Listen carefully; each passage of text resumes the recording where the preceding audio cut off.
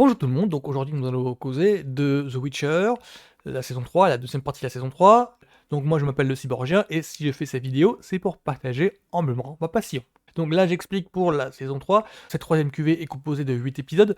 La première partie est composée de, alors je crois que c'est de 5 et la deuxième de 3.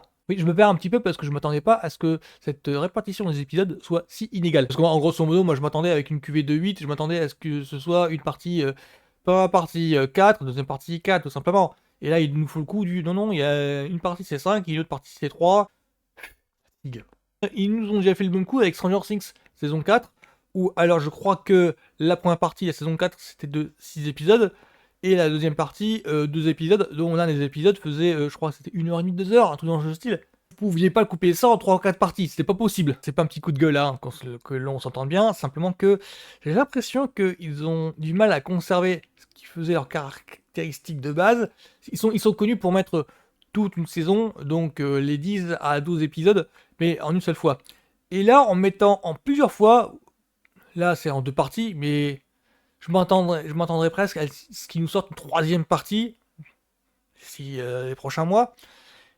Et là, je me dis que ça, ouais, il y a des aveux qui se passent en coulisses. Pour avant de parler de cette saison 3, il faut que je remette un petit peu dans le contexte. Alors, The Witcher, de base, ce sont donc des romans. Il me semble que j'en ai un dans le coin, d'ailleurs.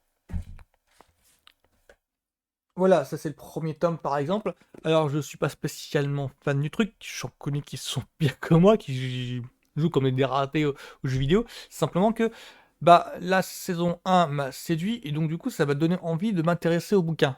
Alors les jeux je connais, je suis pas gamer donc je vais pas m'adonner à ça de façon naturelle. Par contre les bouquins je suis plutôt ouais je suis plutôt à bouquiner donc tranquillou je me suis procuré le premier et j'ai commencé à bah, à lire tout simplement. J'ai compris où voulait en venir en fait la série. Du coup, j'ai mieux compris en fait les tenants et aboutissants. J'ai mieux compris la dynamique des personnages. Et j'ai mieux compris pourquoi. Oui, d'accord. Donc la première saison était brouillonne au possible. Je peux comprendre que les fans du bouquin l'aient mal pris.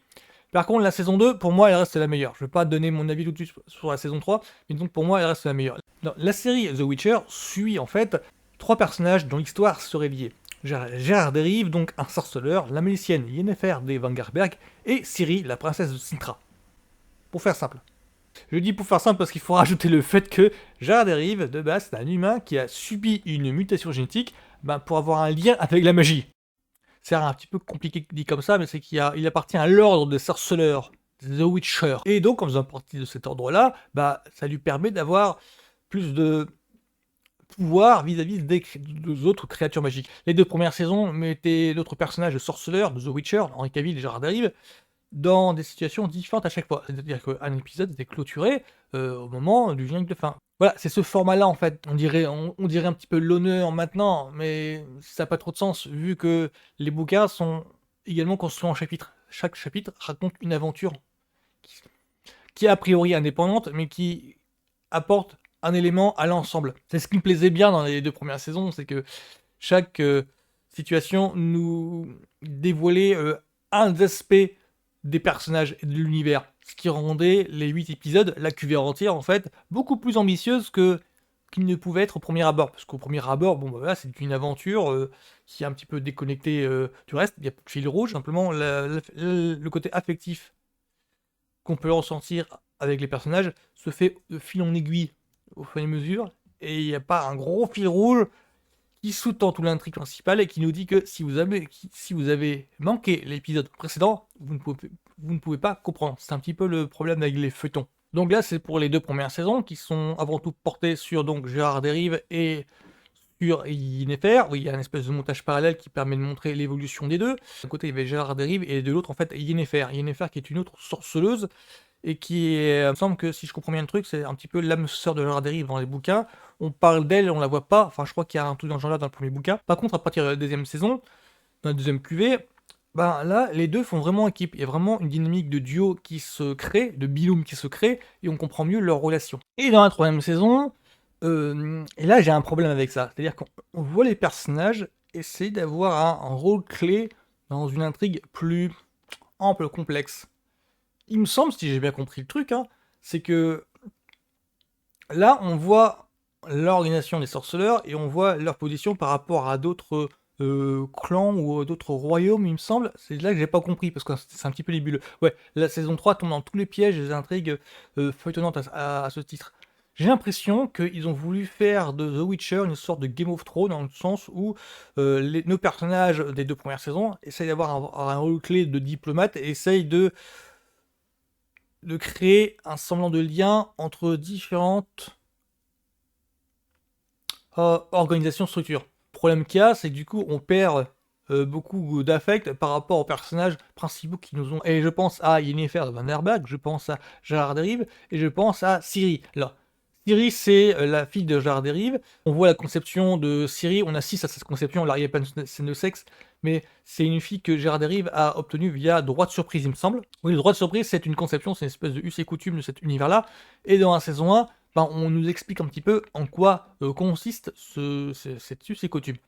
Si j'ai bien compris la saison 1, c'est ça. Et donc, série là, toute notre attention est portée sur elle, sur le rôle clé qu'elle devrait jouer. Alors, parce que, alors, dans la première partie, on était très focalisé sur Gérard Derive et Yennefer qui, de leur coin, essayent de faire du lien entre les différentes tribus. Ouais, on est parti dans une intrigue genre vraiment Game of Thrones. Hein. J'ai vraiment rien compris. C'était vraiment nébuleux au possible. C'est pour ça que je me prends les pieds dans le tapis pour expliquer. Parce que c'est inconvénient de cette saison 3 là. C'est qu'au lieu d'être très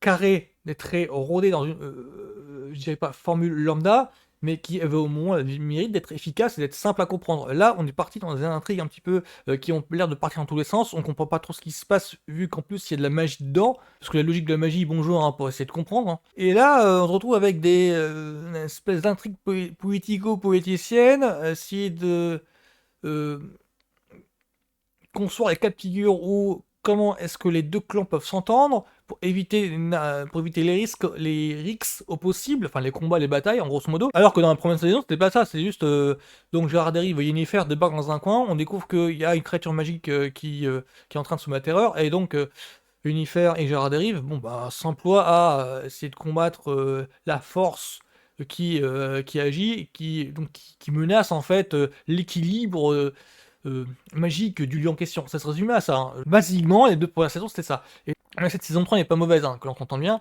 C'est simplement que, c'est le côté, j'en ai l'impression que ça change de focalisation. Avant, c'était très porté sur la star, c'est Henry Cavill, la star, c'est Gérard Derive. Là, on a l'impression que, bon, bah en fait, le personnage clé de l'univers, le personnage qui va sous-tendre tout l'univers, c'est Ciri, c'est pas Gérard Derive. Et là, je peux comprendre que les fans serrent les dents. Parce que là, c'était très visible, très flagrant lors de cette deuxième partie de saison 3, parce que simplement Gérard Derive est très en retrait. Alors même s'il y a 2 scènes de bataille où il en sort, bon ben comme d'habitude, où il montre, où Henry Cavill montre tout le charisme qu'il caractérise, sur la vache, il masse le mec, bah les scénarios mettent plus en avant Ciri. Il y a même un épisode entier qui lui est entièrement destiné. L'épisode en question, moi ça me pose problème parce que d'un côté, euh, Gérard Derive est quasiment absent, je trouve. Ouais, ouais, je crois il me semble qu'il est quasiment absent, hein, c'est entièrement porté sur Siri. Et de l'autre, bah, il est très efficace, quoi. Il y a un parti pris, en fait, qui est adopté et qui est assumé de bout en bout. C'est le deuxième épisode de cette saison 3. C'est l'épisode où Siri est, je dirais, piégée dans le désert. Où on nous montre, en fait, elle doit se débrouiller seule dans le désert. Donc, voilà, mon avis personnel sur cette deuxième partie de saison 3, très déconcerté, désappointé, je dirais pas déçu, parce que pour moi, ça assume un parti pris qui ne correspond pas à mes attentes. Je crois que c'est ça en fait. On s'attend à ce que The Witcher ce soit la série du Witcher de Gérard Derive, et là en fait, avec cette saison 3, il change d'orientation. Je comprends que Henry Cavill se soit barré, enfin, il se soit barré, si c'est barré, c'est grosso modo, c'est connu de tout le monde, c'est de notoriété publique, hein. Il n'y a pas de souci à se faire. Il y a le recasting maintenant, il est connu. C'est simplement que Henry Cavill, si j'en crois les échos qu'il y a eu dans les interviews, simplement qu'il n'était pas d'accord avec l'orientation générale de la série et donc il est parti. Il y a un côté, oui, bon, moi, je ne cautionne pas, donc la suite se fera sans moi. Je trouve ça un petit peu simple que le mec reste cantonné et qu'il soit mis en retraite, alors que normalement le contrat de base c'était, attends, normalement le rôle titre c'est moi. Mais alors du coup, cette deuxième partie, Bah, je pense qu'il va falloir changer nos attentes. Ça va être très dur, je pense. C'est pour ça que les fans, c'est un petit peu aidant. C'est que j'ai l'impression qu'il y a une question de contrat entre la fiction et le public, entre la fiction, les promesses qui ont été faites lors des 2 premières saisons, et ce que devient ces promesses-là au fur et à mesure de la série. Ça arrive régulièrement et ça est feuilletonnante, hein, y a pas de souci à se faire, ça arrive régulièrement. C'est pas typique de The Witcher, simplement que je crois que les auteurs ne sont pas à l'aise avec le matériau de base et donc ils préfèrent changer d'orientation tout simplement. C'est comme ça que je le vois, c'est grosso modo, l'univers des peint est tellement riche que, oui, mais faire simplement une adaptation du roman ou du jeu, pour eux, c'est trop contraignant et donc ils préfèrent changer de cap avec des éléments avec lesquels ils sont plus à l'aise. Je vois ça comme ça. Sinon, la saison 3 là, je dirais, euh, elle change d'identité. Les 2 premières étaient plus carrées, étaient plus, voilà, propres. Et là, on assiste à un truc un peu plus embrouillé, je dirais. Alors, si je dis ça, c'est peut-être parce que en fait Game of Thrones, j'aime pas ça commence à ressembler à Game of Thrones et Game of Thrones, c'est pas ma cam. Je dis pas que c'est mauvais, simplement que c'est pas ma cam. Et du coup, j'ai l'impression qu'ils essayent de lorgner sur une série un petit peu à succès qui fait un petit peu autorité. Et moi, ça me dérange. Mais sinon, c'est efficace de bout en bout, hein. Il n'y a pas de souci à se faire. Il y a plusieurs épisodes il y a plusieurs moments dans les 3 épisodes là qui m'ont fait décoller. Donc, il n'y a pas de souci à se faire. C'est simplement que les éléments que l'on voit dans cette deuxième partie-là, je m'attendais pas à les voir dans The Witcher. C'est simplement ça. Sinon, The Witcher saison 3, deuxième partie, c'est pas mauvais, c'est vraiment du moyen plus, voire un petit peu mieux, je trouve. C'est simplement, cette dissonance de jugement entre là, je ne m'attendais pas à voir ça dans The Witcher, tout simplement.